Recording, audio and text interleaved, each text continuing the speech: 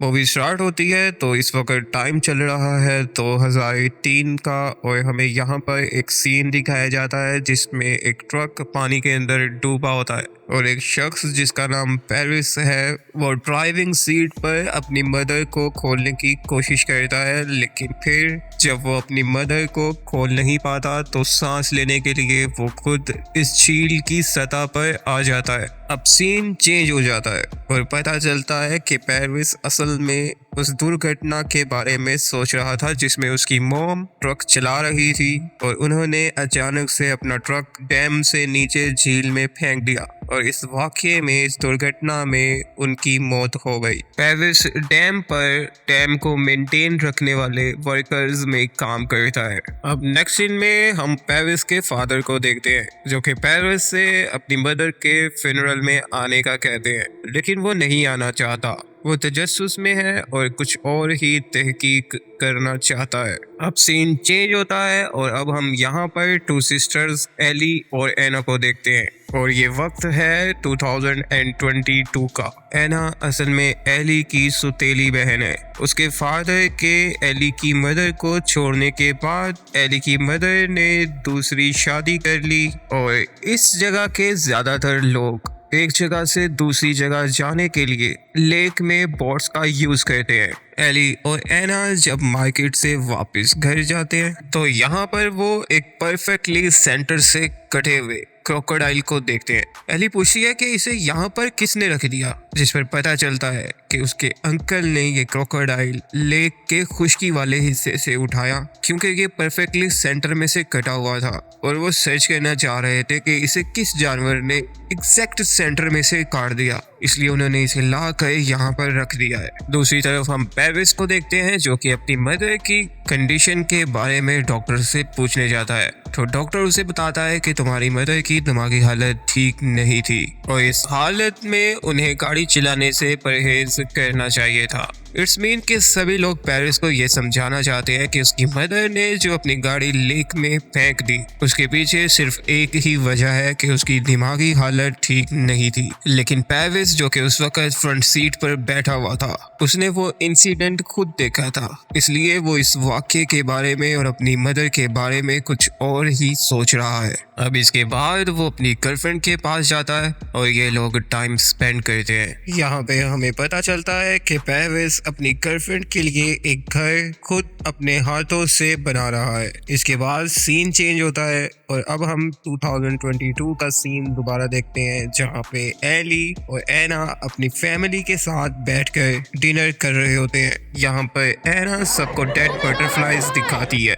जो उसने एक आइलैंड से इकट्ठी की है, लेकिन इस जगह पर जहाँ पर बहुत ज्यादा पानी है इस तरह की बटरफ्लाईज होना बहुत मुश्किल है, इसलिए सभी लोग इन्हें हैरत से देखने लगते हैं और वो कहते हैं कि ये वो बटरफ्लाईज हैं जो कि खत्म हो चुकी हैं। यहाँ पे हम देखते हैं कि एली की मदर एली को इतना पसंद नहीं करती। वो समझती हैं कि उसके फादर उन्हें छोड़कर चले गए थे और वो उनके बारे में मुख्तलिफ ख्यालात सोचती हैं, जैसे कि वो कहती हैं कि उन्होंने मुझे दूसरी वुमेन के लिए छोड़ दिया और मैंने खुद एक दिन उन्हें दूसरी वुमेन के साथ देखा, यहाँ तक कि उस वुमेन ने मुझ पर अटैक कर दिया। लेकिन एली के ख्याल में ये सब बातें वो महज ख्याली करती हैं, इनमें किसी किस्म की कोई सच्चाई नहीं है। एना को आज अपनी मदर की चीजों में से एक लॉकेट मिला है जो कि स्टार कैंसर की लुक का है और एना स्टार कैंसर के बारे में एली को बताने लगती है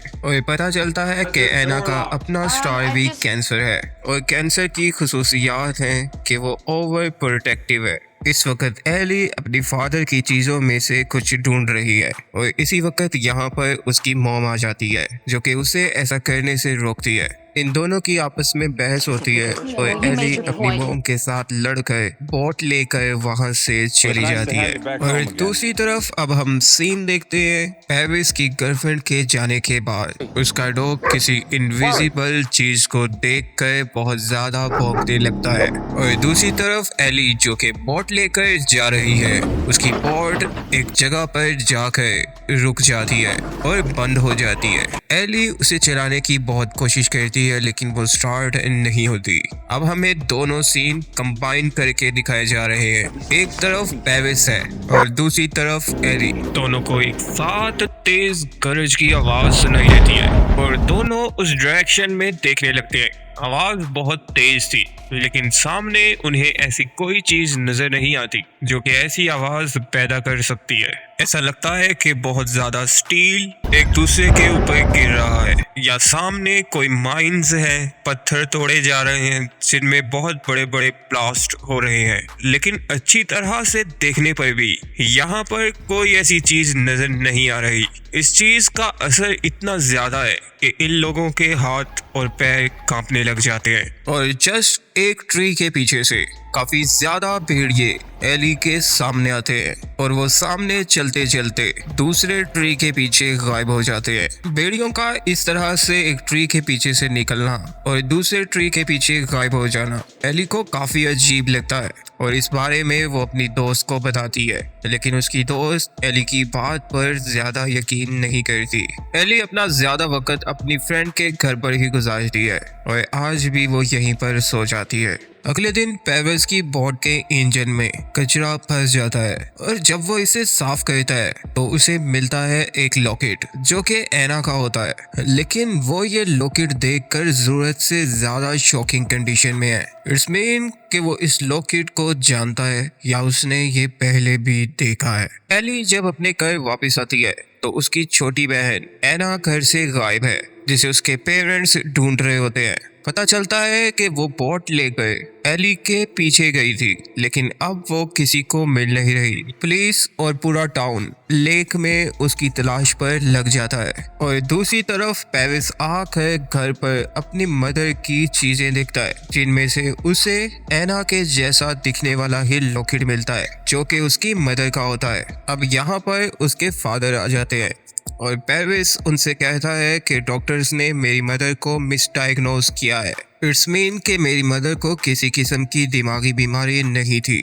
और इसके बाद वो अपने फादर के साथ बहस करके घर से चला जाता है और यहाँ पर लेक की असल मिस्ट्री स्टार्ट होती है जब पेविस काम करते करते अचानक से लेक के थोड़े खुश्क हिस्से पर आता है जहाँ पर पानी का स्तर कम है। तो यहाँ पर वो एक इनविजिबल मैग्नेटिक फील्ड से टकरा जाता है जिससे उसके कानों में से खून निकलना शुरू हो जाता है और उसे सीजर होता है जिससे उसके हाथ पैर कांपना शुरू हो जाते हैं। अब वो अपनी मदर की मिस्ट्री को समझ सकता है और वो घर जाता है और अपनी मदर को सीजर्स पढ़ने की डेट नोट करता है। वो देखता है कि जब भी उसकी मदर इस जगह पर आती थी तो उन्हें सीजर पढ़ते थे। इसका मतलब कि अब उसे पूरा यकीन है कि उसकी मदर बीमार नहीं थी। वो इस बारे में अपनी गर्लफ्रेंड को बताता है लेकिन वो उसकी बात पर ज्यादा यकीन नहीं करती। और दूसरी तरफ एली को जब याद आता है कि उसकी बहन पानी के खुश्क हिस्से से बटरफ्लाईज लेकर आई थी तो वो अब लेक के खुश्क हिस्से पर उसे सर्च करने के लिए जाती है और यहाँ पर वो भी उस मैग्नेटिक फील्ड से टकरा जाती है। तकरीबन कुछ ही मिनट्स मैग्नेटिक फील्ड में रहने के बाद जब वो अपने घर वापस आती है तो यहाँ पर वो देखती है कि उसके घर वाले एना को अभी ढूंढना स्टार्ट कर रहे हैं जैसे कि वो अभी अभी घूमी है और ये सीन्स जो पहले हो चुके थे वो उसके सामने दोबारा रिपीट होने लगते हैं। इसके बाद उसे समझ आती है कि वो वक्त में 3 दिन पीछे आ चुकी है, वो वक्त जिस वक्त एना मिसिंग हुई थी और वो अपने आप को ही दोबारा से बोट पर बैठकर घर आते हुए देखती है और उसके अंदर आने से पहले ये घर से बाहर निकलती है और जिस बोट पर वो दूसरी एना बैठकर आई थी ये उस पर बैठकर वहां से चली जाती है क्योंकि अब इस जगह पर 2 एली हो चुकी थी। उसे समझ नहीं आ रहा कि ये क्या हो रहा है, इसलिए वो दोबारा से लेक के खुश्की वाले हिस्से पर जाती है और वहां पर एना को सर्च करने लगती है। जबकि हम देख रहे हैं कि दूसरी तरफ पेविस भी उसी हिस्से पर अपनी मोम की मिस्ट्री को सर्च करने के लिए आया है। वो असल में यहाँ पर मैग्नेटिक फील्ड को ढूंढना चाहता है। उसे यहाँ पर एली की आवाज आती है और वो अपनी बोट को रोक देता है। आवाज उसके बिल्कुल सामने से आ रही है, लेकिन यहाँ पर कोई मौजूद नहीं होता। एली यहाँ से गुजरते हुए एक दफा फिर मैग्नेटिक फील्ड जो कि एक वॉल की तरह है उससे टकरा जाती है, लेकिन वो उसमें से दूसरी पार गुजर जाती है और उसके भी कानों से ब्लड आने लगता है। लेकिन यहाँ पर इस बार उसे एना मिल जाती है और दूसरी तरफ पेरविस भी इसी तरह से मैग्नेटिक फील्ड को क्रॉस करता हुआ दूसरी तरफ निकल जाता है। जैसे ही वो दूसरी तरफ जाता है तो वो देखता है कि जंगल इस वक्त पूरा वीरान है, दरख्तों पर सब्जा नहीं है और यहाँ पर तो दिन चढ़ चुका है और उसे भी यहाँ पर एना जमीन पर गिरी हुई जख्मी मिलती है। एना यहाँ पर एली के साथ एक मंथ पहले गुजरे हुए हादसे की बात कर रही है, जैसे वो अभी अभी हुआ था, और वो अपनी सिस्टर से कहती है कि तुम ऐसा क्यों करती हो, तो मुझे छोड़कर आई इसीलिए मैं तुम्हारे पीछे आई हूँ और मैं यहाँ पर फंस गई हूँ। लेकिन ये सब कुछ तो 1 महीने पहले हुआ था। एली जब एना के दांत देखती है तो उसके दांत बिल्कुल ठीक होते हैं, लेकिन जब कहानी के स्टार्ट में वो गुम हुई थी उस वक्त उसका दांत एक टूटा हुआ था, लेकिन इस वक्त उसके सारे दांत बिल्कुल ठीक है। अब पेरविस को यहाँ पर जो एना मिली है वो जख्मी है। वो उसे उठाकर कुछ दूर मदद के लिए जाता है, लेकिन वो देखता है कि यहाँ पर अभी डैम बनाने का काम चल रहा है, लेकिन जिस जगह से वो आया है वहाँ पर तो डैम ऑलरेडी बन चुका था और वो उसके क्रू में काम भी करता था। वो ये देखकर काफी हैरान होता है और यहाँ से ही पत्थर तोड़ने और स्टील की आवाज आ रही होती है।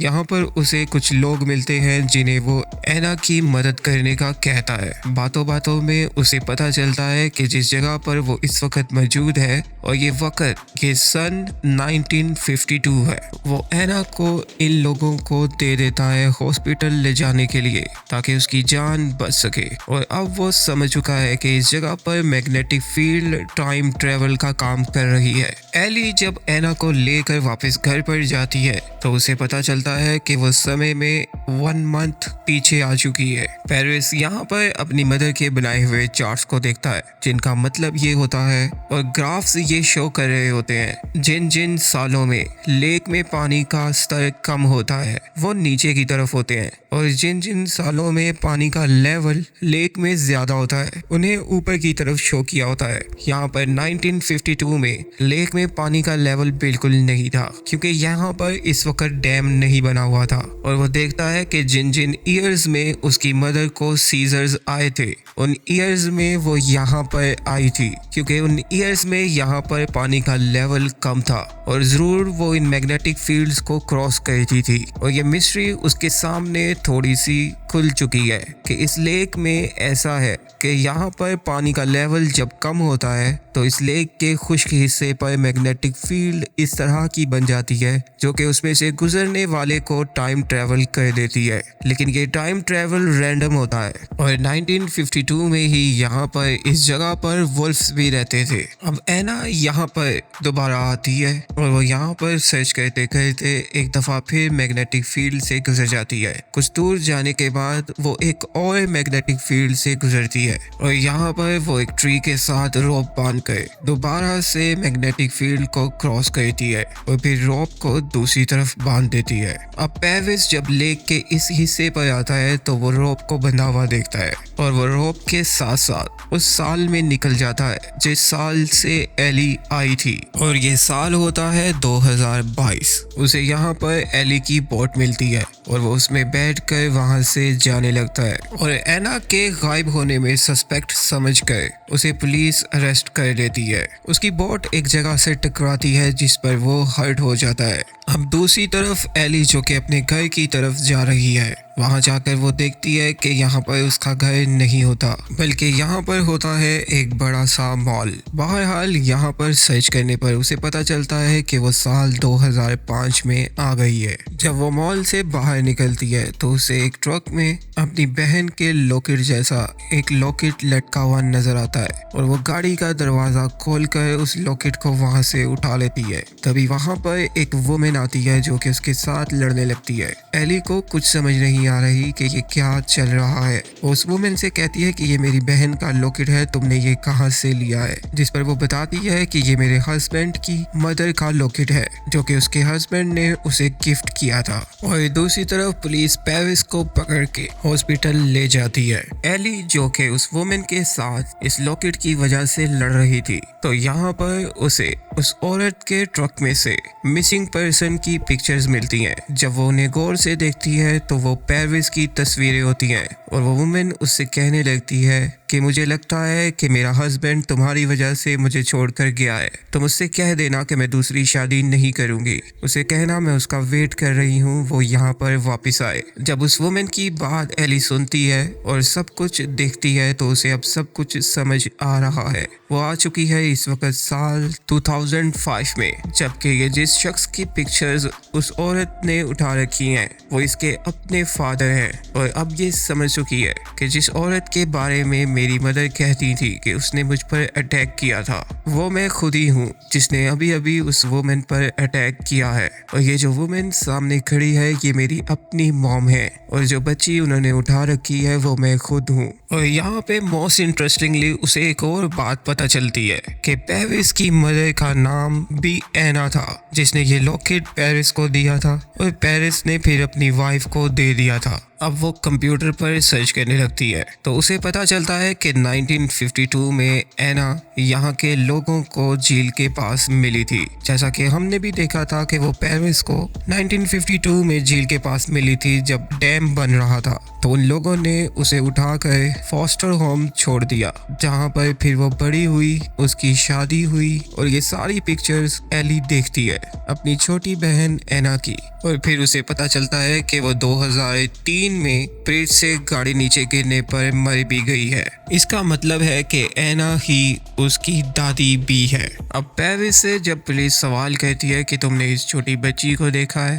तो वो कहता है मैंने इसे नहीं देखा, और वो ट्रिक करके यहाँ से भागने लगता है। और जब वो हॉस्पिटल के एक रूम में जाता है तो वो अपने फादर को देखता है जो इस वक्त बहुत ज्यादा बूढ़े हो चुके हैं और वो बेहद बीमार हैं। और वो यहाँ पर टीवी पर एना की गुमशुदगी की रिपोर्ट देख रहा होता है। अब उसे पता चल चुका है कि एना जिसे उसने बचाया था वो कौन है, इसलिए वो यहाँ पर अपने फादर को बताता है कि मैंने एना को बचा लिया है, वो मुझे गिरी हुई मिली थी और मैंने उसकी जान बचा ली है।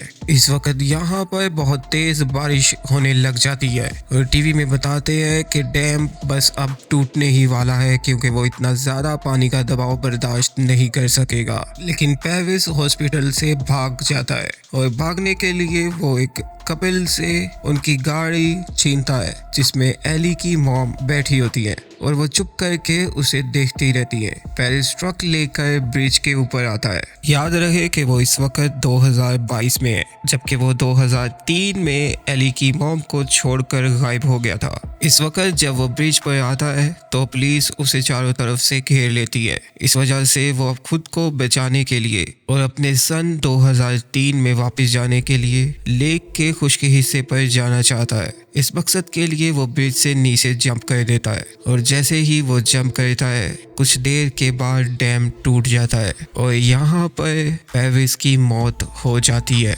इसलिए वो एली की मॉम के पास वापस नहीं जा पाता। हम देखते हैं कि मैग्नेटिक फील्ड की दूसरी तरफ जब डैम टूटता है और पानी का लेवल ज्यादा होना शुरू हो जाता है, उतनी देर में एली भी रोप को फॉलो करते हुए अपने सन 2022 में वापस चली जाती है। लेकिन जैसे ही पानी का लेवल उस खुश्क हिस्से पर ज्यादा होता है तो मैग्नेटिक फील्ड इतनी तेजी से खत्म होती है कि वो रोप को सेंटर से काट देती है, जैसे कि हमने एक मगरमच्छ को मूवी के शुरू में सेंटर से कटा हुआ देखा था। अब एली जब घर वापस आती है तो उसे पता चलता है कि पेरिस जो कि उसके डैड थे उन्हें एली के अगवा के जुर्म में पकड़ा गया था, लेकिन अब वो मर चुके हैं। अब उसे सारी बात समझ आ चुकी है कि पेरिस क्योंकि यहाँ पर आ गया था इसलिए वो 2003 में वापस नहीं जा सका था। और एली की मॉम अब तक ये सोच रही है कि वो दूसरी वुमेन के लिए, जो कि मैं खुद हूँ, उन्हें छोड़कर चला गया था। और डैनियल, जो कि उसके स्टेप डैड हैं, वो असल में उसके ग्रेट ग्रैंडफादर हैं। एली अपनी मदर के पास बैठती है और उनसे कहती है कि ये मेरे फादर ही है जो सस्पेक्ट टीवी पर नजर आ रहा है।